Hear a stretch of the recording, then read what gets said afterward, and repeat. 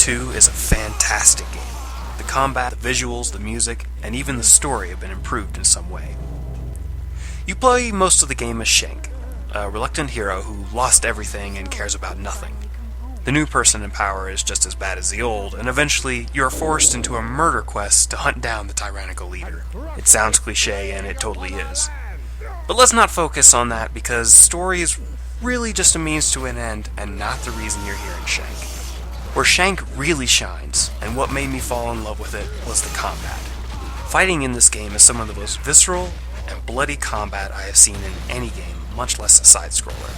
Multiple types of enemies all fall to your mighty Shanks and other assorted weapons. You have 3 basic types of attacks: light, heavy, and ranged. The latter 2 both have 3 different weapons to choose from as well. You also have a grapple and pounce move at your disposal, which makes the combat even more complex and varied. While most side-scrollers just give you a few options, Shank makes sure that you can face any adversary in almost any way that you want to, and pretty much come out on top. One huge addition that Shank has over its predecessor is the ability to dodge roll. Not only does this serve as an effective way to avoid enemy attacks, it also serves as a cancel for every move that you have. You never have to wait through an animation to finish while being attacked at the same time. Didn't mean to do that move? Dodge cancel. Not like your position in reference to the enemies? Dodge roll. Want to murder with efficient style? Dodge roll. Dodge roll also comes in handy with the boss fights, which are unique. So as to break up the combat during the story, you face off against several bosses, all of which provide unique encounters and force you to use your skills to their full potentials. A cool addition is that once you've done enough damage to the boss, you can activate a small cutscene in which Shank beats the hell out of your enemy and reduces their health by about 33%.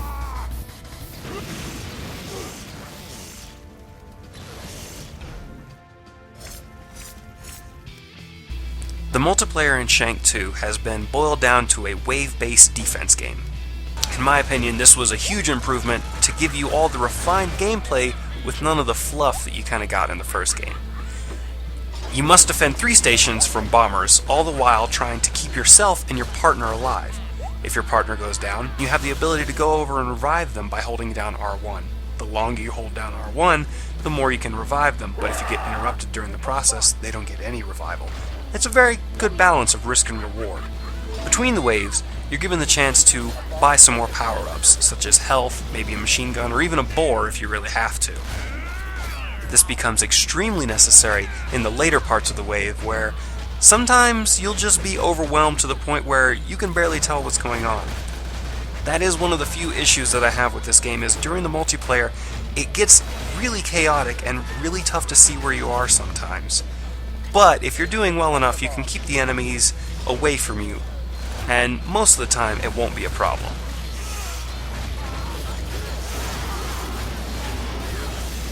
Shank 2 is a masterful game. It's beautiful, brutal, and a bargain at only $10. This explosive thrill ride is way too much fun and needs to be on your system right now. Visceral combat and crisp visuals all add up to give Shank 2 a 9 out of 10.